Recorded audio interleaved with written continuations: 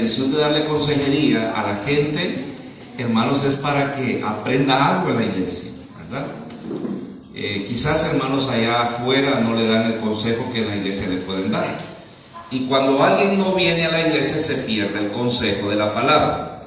Entonces, hermanos, aprovechemos al máximo la consejería que se le puede brindar a usted. Amén. Quiero llevarlo al libro de Deuteronomio, capítulo 6. Y vamos a leer del 4 en adelante, verso 4 en adelante. Los varones, en este caso, voy a estar hablando más enfocado a los varones, a los hombres, a los que van a ser papás en algún día, ya vayan preparados. Hay algunos muchachos que no les gusta que uno les hable estos temas, pero tenemos un factor, tanta madre soltera. ¿Se ha fijado usted? En Honduras tenemos una gran cantidad de mujeres solas, solteras con hijos, ¿verdad? Pero ¿qué cree usted que puede hacer? Pues un factor es la falta de responsabilidad en los varones. Entonces, quizás los varones que hoy están, vamos a aprender un poco cuál es la gran responsabilidad cuando uno contrae matrimonio o se casa o se lleva a una mujer, ¿verdad? Y cuando nacen los niños no son errores de nadie, ¿verdad? Tampoco no son accidentes, ¿verdad que los hijos no son accidentes? Ay, dicen, es que fue un accidente, qué raro, ¿verdad? Pero bueno, dejémoslo ahí. Dice la palabra, hermanos, honrando al Padre, al Hijo y a su Santo Espíritu. Oye, Israel, Jehová nuestro Dios, Jehová uno es. Y amarás a Jehová tu Dios de todo tu corazón, de toda tu alma y con todas tus fuerzas. Y estas palabras que yo te mando hoy estarán sobre tu corazón, y las repetirás a tus hijos y hablarás de ellas estando en tu casa y andando por el camino y al acostarte y cuando te levantes. Y las atarás, dice, como una señal en tu mano, y estarán como frontales entre tus ojos. Y las escribirás en los postes de tu casa y en tus puertas. Amén. Pueden sentarse, hermanos. Voy a hablar, hermanos, más de la cultura hebrea, porque nosotros los cristianos tenemos prácticamente el mismo molde de lo que fue o ha sido la cultura hebrea o la cultura judía. En el tiempo, hermanos, desde que se formó el pueblo, la responsabilidad de un hombre judío era tan fuerte que Moisés tuvo que recordar a través de la ley. Estos libros fueron escritos por Moisés. Entonces los primeros 5 libros hacen una reseña histórica, digamos, hace el escrito de la ley. Y también, hermanos, los niños en Israel, los primeros 5 libros tienen que aprendérselos de memoria, ¿verdad? Estos primeros 5 libros de la Biblia tienen que saberlos, hermanos, de cualquier manera. Entonces, para un hombre judío era, hermanos, una gran responsabilidad. Y recordar muy seriamente a los padres en cuanto a la educación que los hijos debían de tener. Y la responsabilidad empezaba desde que empezamos a leer nosotros ese versículo. Oye, pues Israel, Jehová dice, uno es. Desde ahí empieza la responsabilidad del hombre de casa, desde ahí empezaba la responsabilidad de un judío, y afirmar la fe en Jehová, en Dios o Yahvé. En algunas versiones de la Biblia o la latinoamericana aparece como Yahvé, a la cual se le conoce también, ¿verdad? A los 5 libros, o a lo más básico, ¿verdad? Se le conoce como una palabra que se pronuncia como Shema. Por la forma de la palabra, cuando dice oye, pues oh Israel, cuida de ponerlo en práctica. Oye, oh Israel, Jehová, dice nuestro Dios, Jehová uno es. ¿Cuál era la responsabilidad entonces de un hombre y la responsabilidad espiritual de un hombre? Y aquí es interesante saber, primero, era fundamentar la fe en los niños, o sea, en los hijos. Y primero había que explicarle: Jehová nuestro Dios uno es, o sea, no había más de un Dios, era solo uno. Y cada vez que había eventos, ¿verdad?, que usted lee en el libro de los Números, usted lee en Levíticos, usted lee en cualquiera de los 5 libros, usted siempre va a encontrar algunas fiestas que se daban en el pueblo de Israel. Fiestas que han venido al día de hoy, ¿verdad?, a tomárseles nuevamente el enfoque, pero son meramente costumbres judías, o sea, no de la iglesia cristiana de hoy, pero como que la gente o el neopentecostalismo ha tomado como una manera de motivar a la gente trayendo esto. Segundo era aprender a amar a Dios. ¿Con qué lo iba a amar? Con el alma, con el corazón y con todas sus fuerzas. Todo judío tenía que aprender a amar a su Dios. Y fíjense, hermanos, que las fogatas que nosotros hacemos el 24 o el 25 o el 31 de diciembre son meramente costumbres judaizantes. O sea que cada vez que los judíos celebran una Pascua, entonces ellos, hermanos, hacen las fogatas y hacen una celebración tremenda. Pero había que enseñarle a los hijos a amar a Dios con el alma, amarlo con el corazón y amarlo con todas las fuerzas. Jesús en algún momento leyó esta porción bíblica y dijo: oigan lo que la ley dice, oigan lo que dice la palabra.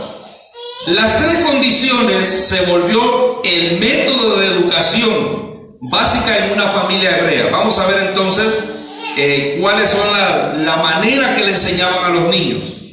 Otra es la número 4: debe ser para el padre una prioridad la enseñanza y la instrucción de los hijos. Nosotros como padres de familia y el que va a tener hijos, es necesario entonces instruir a sus hijos. Y antes de esto hablábamos con mi esposa un rato, ¿verdad?, discutiendo sobre esto. Y por ejemplo tenemos a Abraham y su hijo. ¿Qué le dijo Abraham a su hijo? A su hijo Isaac: vete, agarra al criado, carga tus bestias y ve a buscar a tu esposa. ¿Qué le estaba diciendo? Le estaba dando una instrucción. ¿Y qué hizo el hijo, Isaac? Dice que se fue juntamente con uno de los trabajadores que tenía Abraham y obedeció. O sea, una cosa es obedecer. Le dijo: no tomes esposa que no sea de nuestra descendencia, o sea, de nuestro pueblo. ¿Qué le estaba diciendo? No tome mujer cananea, no vaya a tomar mujer filistea, tome una que sea de nuestro pueblo. Mire, le dio el consejo, le dio la instrucción. ¿De quién era obedecerlo? Era del hijo. Segundo, miremos otro ejemplo. El ejemplo de Elí, que era un sacerdote, y sus hijos. ¿Quiénes fueron los hijos de Elí? Malos, hermanos, a pesar de que eran hijos de un sacerdote. Y ahí miramos algo también, que la decisión es de los hijos cuando crecen, ya no es decisión de los padres de familia. Usted cumple su rol hasta cierta edad, y de cierta edad, hermanos, a uno lo sueltan los padres. Ya es su responsabilidad, ya es la responsabilidad de cada hijo responder a lo que Dios dijo: les daré prácticamente un libre albedrío, que escojan el bien y que escojan el mal. Entonces usted como padre o yo como padre tengo que instruir a mi hijo y a mi hija en la enseñanza y darle instrucciones cómo hacer las cosas en esta vida. Número 2, la responsabilidad educativa. ¿Cuál era la responsabilidad de un hombre hebreo? Pues el método era la repetición y la revisión. O sea, hermanos, que si usted tiene curiosidad, al día de hoy usted mira hombres vestidos de negro con una gran barba, con un sombrerito bien bonito, ¿verdad?, que es cultural de los judíos, y llegan ¿cómo se llama?, al muro de los lamentos. Y ellos ponen sus peticiones en el muro de los lamentos y están repitiendo y están repitiendo. Cuando nosotros miramos por la televisión cultos, ¿verdad? Hebreos, ellos están con el libro repitiendo y repitiendo. Los niños, ¿verdad? Cuando ya empezaban a tener la edad considerable, entonces empezaban a repetir y a repetir lo que eran los 5 libros de la Biblia, o al menos los puntos doctrinales que tienen los judíos. Me llamó la atención el año pasado que estaba viendo un documental sobre los árabes. ¿Saben ustedes cuál es la religión de los árabes? Es el Islam. Y había un niño como de una edad de 7 a 8 años, que ganó el concurso para que dijera, recitara toda la Torá. Imagínense que aquel niño empezó a hablar en su lengua, ¿verdad? Y a decirlo, hermanos, estuvo 45 minutos. Pero lo dijo, hermano, mejor que nosotros. Entonces, ven ustedes cómo el padre de familia tiene esa responsabilidad. Yo recuerdo muy poco, pero muy poco, no tuve un padre que me dijera, hijo, vamos a la iglesia. Mira, hoy domingo nos vamos a ir para la iglesia. Nunca. Era más fácil que la mamá lo agarrara a uno y se lo llevara, ¿verdad? Me cuenta historia mi madre por ahí. Pero el padre en sí, allá es la mujer, vete a arreglar, yo solo voy a dar el dinero, ahí coman ustedes. Esa es la responsabilidad que nosotros los hombres hemos pensado. Entonces, cuando nosotros nos hacemos creyentes o cristianos, por eso es que nos critican. Vaya, este ya se arruinó. No, hermanos. El asunto es que usted va a tener una responsabilidad cuando tenga a sus hijos. ¿Para qué era necesario entonces formar al niño? ¿Cuál era la responsabilidad educativa? ¿Y cuál era entonces el verdadero propósito? Pues habían 3. Era que el hombre fuera virtuoso. En el capítulo 31 de Proverbios dice, mujer virtuosa, ¿quién la hallará?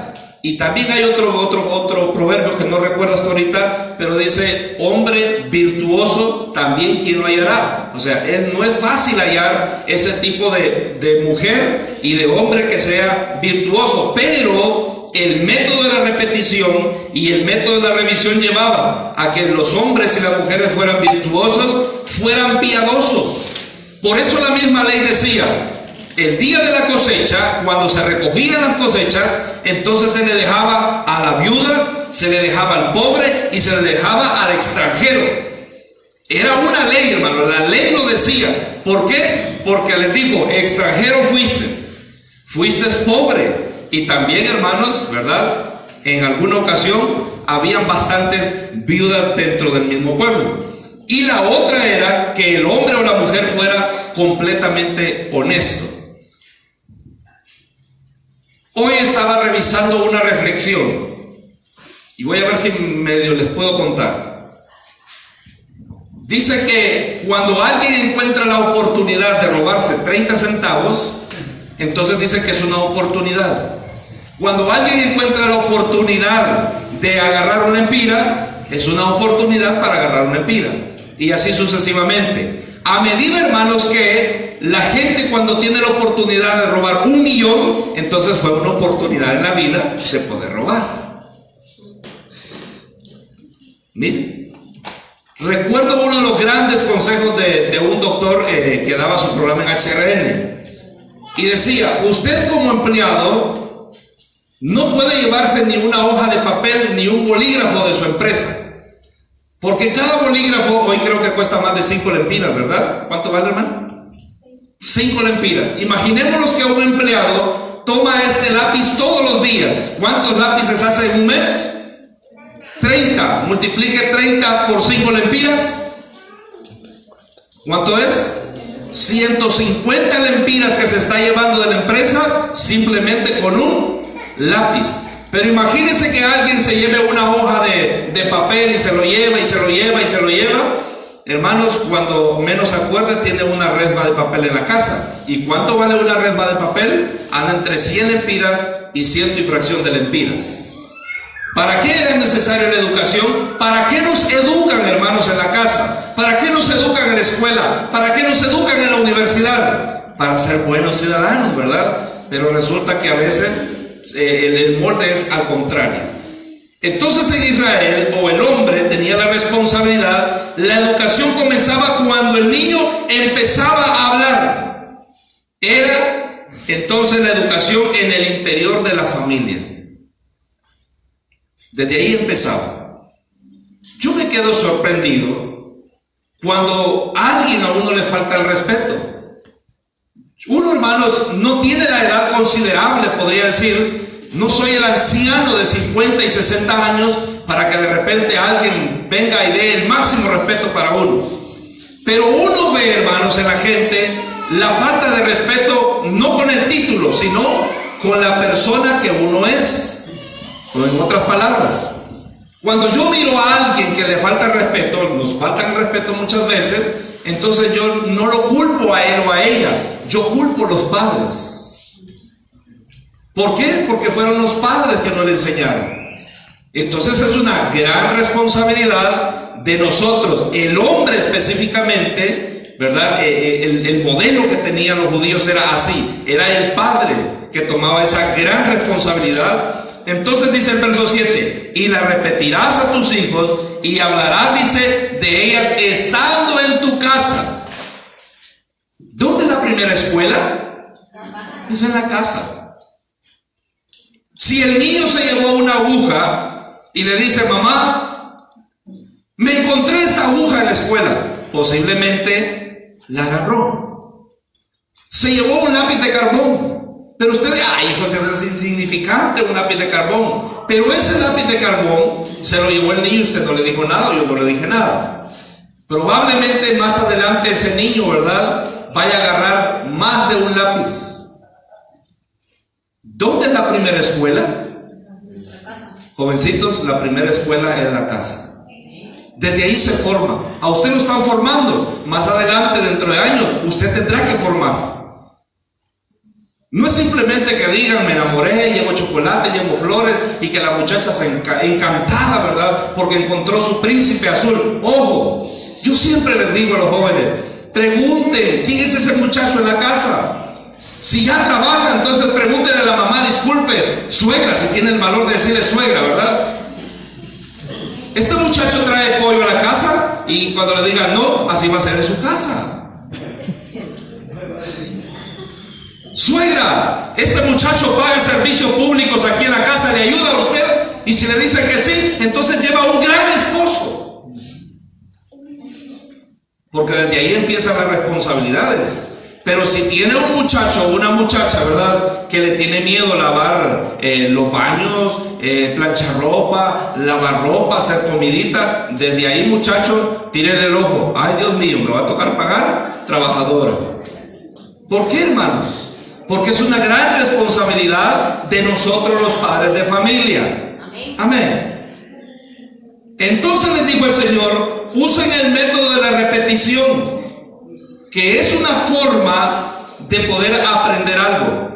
Yo le pregunto a usted, hermano, usted mismo se marca. Yo le digo, no se marque, por favor. La gente dice, yo no puedo aprender. Usted sí puede aprender. Y me quedo tan asombrado, no sé dónde andamos, pero andábamos con un grupo de pastores, creo, y llegó alguien y se acercó, se miraba así un poquito como que con necesidad, ¿verdad?, pero más allá de una necesidad intelectual, y dijo, regálenme 5 lempiras. Y se me queda viendo un pastor y dice, ¿por qué pedí 5 lempiras? Es que con 2 ya no compro nada, dijo, ni con 1 ya no compro nada. Entonces, vengo yo y me reviso la billetera, hermano, si da la casualidad que ese día andaba 2 lempiras, y le digo al muchacho, mira, solo 2 lempiras, santo, y me los agarró de la billetera. ¿Y por qué agarraste los 2 lempiras? No era que pedía 5. Pero ya si me da 2 aquel, lo ajusto, dijo. Y si me da 1 el otro, ajusto los 5. Voy con esto. Usted puede aprender de la palabra. Amén. El método de la repetición es decir lo mismo las cuantas veces sea necesario. Si usted y yo podemos contar el dinero, ¿verdad?, fácilmente, y podemos buscar los intereses de nosotros, entonces interesémonos un día solo en aprender ese versículo. Y la siguiente semana le da lo mismo y lo mismo, hermano. Usted terminará aprendiendo la palabra del Señor. Yo repito, no tuve un padre que abriera la Biblia y me dijera, vamos a leer la Biblia hoy. No lo tuve. Pero sí tuve una madre que quizás por el miedo que teníamos nosotros de estar en la montaña, por el miedo, ¿verdad?, nos ponían a abrir el Salmo 91. Y los 3 hermanos aprendimos el Salmo 91. No se nos olvida, ¿verdad? Quizás algunas partes se nos olvidan, pero siempre estaba el Salmo 91. Digo, quizás por miedo, porque solitos en la montaña, ¿verdad? Y allá con el candilito y con la candela de vez en cuando, entonces abría la Biblia mi madre y decía, bueno, el que lee, por favor empiece. El que habita al abrigo del Altísimo morará bajo la sombra del Omnipotente. Diré yo a Jehová, esperanza mía y castigo mío, mi Dios en quien confiaré. Pero ya estamos así del miedo. Pero eso es, y si usted lo está repitiendo y lo está repitiendo, se lo aprende. ¿Por qué aprendemos canciones nosotros que no son cristianas? Porque mire, usted está en el trabajo y le ponen música, ¿verdad? Usted va al supermercado, le ponen música. Viene del urbano y entonces usted se baja del bus también, ¿verdad? Ven cómo estamos en esta cuestión. Usted va a cualquier lado y escucha la misma canción en la calle. Entonces de repente, cuando llega a la iglesia, ¿verdad?, cree que es la misma canción. Su cerebro lo está traicionando. ¿Por qué? Porque está repitiendo y repitiendo y repitiendo lo mismo. Pero yo le invito a usted que usted lea un versículo nada más y lo repita. Pongámoselo del ejercicio a los hijos, ¿verdad? Y yo sé que ellos lo van a decir. Entonces no digamos que no podemos aprender. Sí podemos aprender utilizando el método de la repetición. Amén. ¿Por qué los hijos dicen malas palabras? La primera probabilidad es que la escuchen en la casa. Es la primera probabilidad. Pero la segunda probabilidad es en la escuela. Y la tercera es en la calle. Pero si usted y yo no corregimos eso, entonces él se va quedando, o ella se va a ir quedando repitiendo o palabras oesas, ¿verdad? Malas palabras.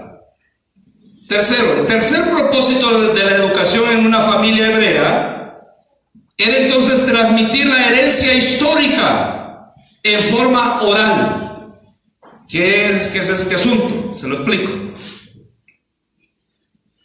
Cuando la primera generación sale de Egipto, y esa generación, hermanos, quedó enterrada en el desierto 40 años, entonces era necesario volver a escribir el libro de Deuteronomio para explicárselo a la otra generación, las maravillas que Dios había hecho.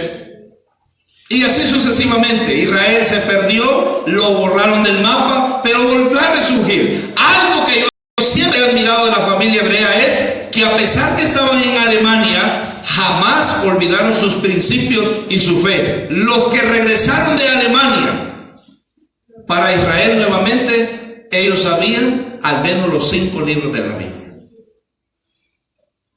¿Por qué? Porque la herencia histórica de ellos era la siguiente. En Honduras le decimos así, a contar. Perdone si voy a utilizar una palabra no adecuada, ¿verdad? Espero que me perdonen. Pero nosotros decimos, cuando nos juntamos en grupos en Honduras, es hablar perras. Por eso les dije, pido disculpas. Si no, era contar los cuentos. ¿Alguien escuchó las historias de Jorge Montenegro, verdad? Que nos juntábamos todos ahí, ¿verdad? La luna llena, sin luz, y mire que salió una mujer, y esa mujer venía sin cabeza, ¿verdad? Y nosotros, ay Dios mío, ay, mire, toda esa calle de Zaragoza, hay una hermana aquí que cuenta que salió algo por ahí, ¿verdad? Y entonces nosotros los hipotes, el cadejo, ay, el cadejo, que va a salir el cadejo, miren. Cuando el chiste era cuando nos íbamos para la casa, mami, me acompaña. ¿Por qué? Porque nos metieron el cadejo, la ciguanaba, a ver, la sucia, la mujer vestida de blanco, el hombre sin cabeza en una bestia. ¿Qué más aparecía? Los cuentos y leyendas, ¿verdad? Que una muchacha, ¿verdad?, apareció por allá bailando y cuando el novio la fue a dejar, resulta que estaba muerta. Y uno, ay no, esas cosas vinieron de generación en generación. pero ahora se nos perdieron. ¿Por qué? Eso se llama una herencia histórica u otra cosa. Es que nos empiecen a hablar de nuestra historia en Honduras, ¿verdad? Y usted se queda, me encanta, ¿verdad? Cuando escuchamos hablar del indio Lempira, qué lindito que murió allá en, ¿qué? ¿En Piedra qué? Y que tenemos esa historia. Y todos los que fuimos a la escuela un día y los que van por la escuela les enseñan ¿de quién? De los próceres. Entonces es historia. Así se los contaban a los israelitas. Miren, Dios hizo una maravilla con nosotros, con nuestros padres. Que fíjense que se abrió el mar. Y los niños, ¡wow! Se abrió el mar. Y Dios, ¿verdad? Usó un pequeñín con una piedra y lo disparó y cayó el gigante. David, o sea, cosas así, hermano. La valoraban muchísimo. Pero venía la otra parte que a muchos quizás no nos gusta, pero el propósito de la educación en una familia hebrea era enseñar tres cosas. Uno era la conducta ética y moral. Si usted lee este libro y los últimos capítulos, me parece que es el 27, por ahí anda, antes de las bendiciones de la obediencia, hay una línea, hermanos, pero completita, con varios versículos que dicen: no te acostarás, dice, con la mujer de tu padre, maldito serás o seréis. No te acostarás con la mujer de tu hermano, maldito seréis. Y todo, hermano, ¿por qué? Porque tenía que ver con la conducta, la ética y la moral. No robarás, no mentirás, no levantarás falso testimonio. Todas esas cosas, hermanos, venían a componer para que los hijos salieran bien preparados.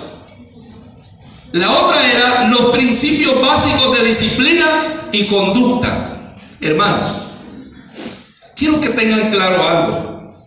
Como pastor yo puedo dar instrucciones bíblicas, enseñanzas, conferencias, pero quien cría a los hijos en la casa es usted. Yo no puedo corregir conductas de sus hijos. Es más, hermanos, ahora no se puede corregir, hay que tener cuidado para corregir. Porque dijo un niño por ahí, alguien llegó y le dice: papayito, no botes el agua. Le dice: creo que ni mi mamá me dice nada, está regañando usted. ¿Ve? Es una falta de respeto a una persona mayor. Pero ¿de dónde vienen esas cosas? Vienen de la casa. Entonces quiere decir que el propósito de la educación es enseñar principios básicos de disciplina. Yo no sé, hermanos, antes era verdad que nos daban duro. Nos daban con un alambre. ¿A quién le dieron con un alambre? No. ¿A quién le dieron con un palo? ¿A quién le dieron con una piedra? ¿A quién le hicieron comer sal de la espalda de su hermano o su hermana? A ninguno, a mí sí. O sea, castigos duros, hermanos. Lo hincaban a uno sobre frijoles, sobre maíz, sobre arena. A mí todos esos castigos me los recetaron a mí. Se imagina qué tipo, qué barbaridad, ¿verdad? Solo uno me libré, solo de uno me libré. Era que le metía la cabeza en el agua. No, esas son bromas. Pero miren, hermanos, ¿de dónde vienen los principios básicos de disciplina? Mi padre, sí, ahora el hijo disciplina al padre y no el padre al hijo. Como yo era tan rebeldito, ¿verdad? El primero año, segundo y tercer año de carrera, yo fui rebeldito, pero rebeldito de marca, a tal grado que me llegué a parar en el pasillo de mi papá y le dije: bueno, si quiere dispare, tire. Y mi papá solo se me quedó viendo y me dijo: ay, hijo, yo no te pegaría, me dijo. Y vos ya sabes con qué pego yo. Se los dejo ahí, solo yo sé qué era. Entonces, hermano, hasta ese grado. Resulta, hermano, que cuando yo me voy a graduar, yo me graduaba un viernes y mi hermano mayor el sábado. A la graduación mía no fue, a la de mi hermano sí fue. Yo me sentí mal y yo pasé herido por muchos años. A mí las graduaciones no me caían nada de requete bien. porque me sentía herido, estaba molesto, ¿verdad? De hecho, hermanos, ese día que me gradué me fui por 3 días de la casa. De los demás no me pregunten. Cuando yo regreso siendo ya cristiano y ya llegué, ¿verdad? Como dijo el Chavo del 8. ¿Cómo dijo el Chavo del 8? Ahí viene el perro arrepentido, con la cola entre las patas, con las orejas caídas y no sé qué más, ¿verdad? Llegué a la casa. Padre, perdóneme, fui un rebelde. Pero ¿cómo tenía que pagar y redimir esa rebeldía? Cuando ya entonces el Señor me empezó a bendecir con un trabajo, entonces cada quincena yo aportaba comida para la casa. Y ya se quedaba, ¿y esto? No, le decía, es su hijo el rebelde, aquel que era rebelde. Mírelo ahora ya es cristiano ¿verdad? Entonces, ven de qué manera, hermanos, las cosas se van valorizando nuevamente. Otro propósito de la educación era asegurar la presencia y la adoración de Dios. Ante todo eso era que los hijos debían de aprender a adorar al Señor. Pero va a salir uno que por ahí, hermanos, que no quiere nada con Dios. Como dijo el hermano, deje que Dios trate con sus hijos. Cuando usted sea papá va a entender por qué su mamá lo traía a empujones de la casa a la iglesia. Vamos, hijos, a la iglesia. No, mamá, no quiero ir. Vamos para la iglesia. No quiero ir. Hasta entonces que sea padre va a decir, tenía razón mi mamá y mi papá de llevarme empujado. Porque al final, hermano, la última alternativa y la primera que debería de ser es que nuestros hijos reciban la mejor educación cristiana. Amén. Había instituciones para entregarle la enseñanza, o había un sistema educativo, ¿verdad? En ese tiempo, hasta el siglo XX, la educación empezó a ser así, era así, mejor dicho, en una familia hebrea. Primero era la educación familiar, ahí se brindaba todo lo que hemos venido hablando. Por eso les dijo, hablarás de ella estando en tu casa, andando por el camino, al acostarte y cuando te levantes. Y si era posible, atarlas como una señal en tu mano, o sea que siempre andaban aquí. Hay niños, ¿verdad? De las familias hebreas que andan aquí el librito. Cuando tienen chance, abren el libro para ir aprendiendo.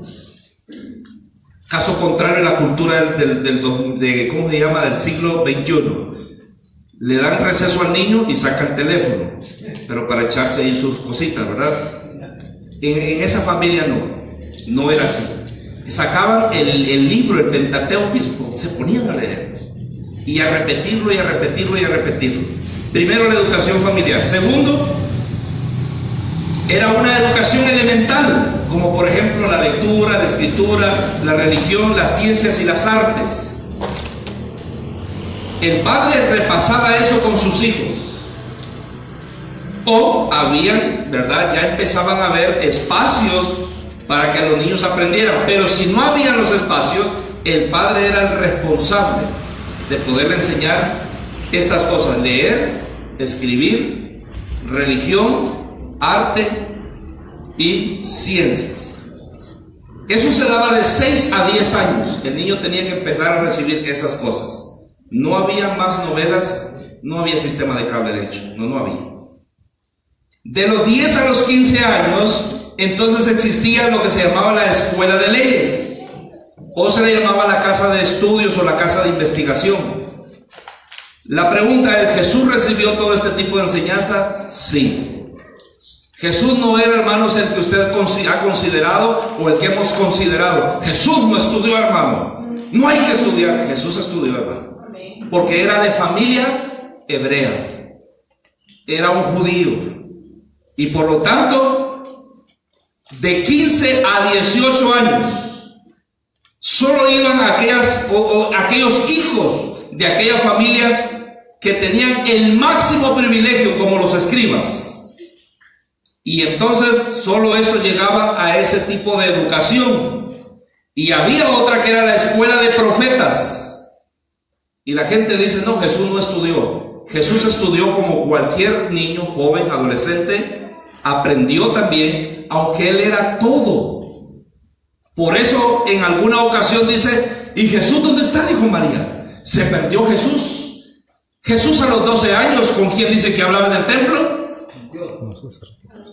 Dice que hablaba con los doctores de la ley, que era lo máximo, oiga bien, que podía tener en nivel educativo la cultura hebrea, lo máximo que nosotros podemos decir con un doctor, con un abogado, etcétera. Pero como él era todo, él se lo sabía todo, por eso platicaba con ellos. Ya este tipo de escuelas era para la gente que se preparaba para servicios religiosos, se preparaba para la música y se preparaba para las poesías. Mire usted la gran responsabilidad. Por eso José, cuando le dice que María iba a tener un hijo y que no era de él, ¿qué hizo José? La Biblia dice que quería irse. ¿Por qué? Porque le tuvo miedo a toda esta gran responsabilidad. Entonces, vamos a concluir con esto. Cuando Jesús enseñaba, sin duda la enseñanza de Jesús quedó plasmada de la siguiente manera. Jesús no se impacientaba cuando iba a instruir al pueblo. O sea, de la manera más tranquila, enseñaba. Subía a los montes, estaba en las sinagogas, iba a las casas, estaba en las bodas, y Jesús enseñaba. La única vez que nosotros miramos a un Jesús un poco molesto fue cuando mira que el templo está lleno, ¿verdad?, de negocio, y que esa parte del templo le correspondía a los extranjeros estar en el templo. Entonces Jesús por eso se molesta y saca a la gente, le dice, aquí es casa de oración, no es casa de negocios. Pero era por esa razón, porque había sido invadido el espacio para los extranjeros, entonces los extranjeros no podían entrar al templo. Jesús entonces no gritaba. Y antes, ¿verdad? No sé hoy, dicen que la característica del maestro era que tenía que gritar. No sé, ¿verdad? Eso lo puede decir alguien que ha estudiado más el magisterio. Pero Jesús dice que no gritaba. Nosotros, hermanos, muchas veces queremos enseñar a nuestros hijos gritando, ¿sí o no? ¿Hemos pegado de vez en cuando un grito por ahí? Sí, hermano, ¿verdad? Entonces, debemos de considerar el molde de Jesús, ¿verdad? De repente, no gritar para poder enseñar algo. O a alguien le pegaron en la cabeza cuando no hizo bien las cosas en la casa, bajen la mano, hermano. Porque yo creo que a todos nos sonaron en algún momento y notaban por aquí, ¿verdad? Bien, pero Jesús no gritaba, dice. Jesús tampoco recurría a los castigos físicos. No era como la cultura japonesa. En la cultura japonesa, el maestro siempre anda una varita, y el niño que no obedece, mire, todavía en el modelo de nuestras escuelas. A ver, ¿quién de ustedes, empezando por su servidor, a quién lo pusieron al frente del pizarrón? ¿Verdad? Ahí al frente del pizarrón nosotros, ¿verdad? ¿A quién le pusieron una silla en la cabeza por alguna razón? O sea, ese eran los castigos, ¿verdad? Yo recuerdo por una casa que a un niño le pusieron una silla en la cabeza. Por ahí. No es que me estoy sacando una espinita en mi corazón, no, tranquilos. Pero habían castigos más duros. Yo recuerdo que nuestro pastor nos contaba que a él lo colgaron de los pies en una viga y pusieron fuego con tuzas, solo porque él había hecho una travesura, y entonces a modo de que las manos le quedaran en el fuego, como que estaban quemando una gallina, ¿verdad? De repente se dieron esos castigos. Jesús dice, no recurría a castigos físicos. Jesús dice, contestaba, mejor dicho, las preguntas sin soberbia. O sea, preguntaba a alguien y Jesús respondía. Y a veces uno, ¿verdad? Nuestros hijos nos preguntan algo y nosotros salimos con otra cosa. Y yo por eso tengo una experiencia de esas. Recuerdo la primera vez que iban a instalar un teléfono en la casa. Papá, ¿dónde va a poner el teléfono? Una pregunta quizás ingenua, ¿verdad? Pero ¿sabe cuál fue la respuesta que me dieron? Mira, creo que lo vamos a poner pegado al lavaplatos. Qué raro. Pero ¿por qué ahí en el lavaplatos? No, dijo el otro, quizás lo vamos a poner en el baño.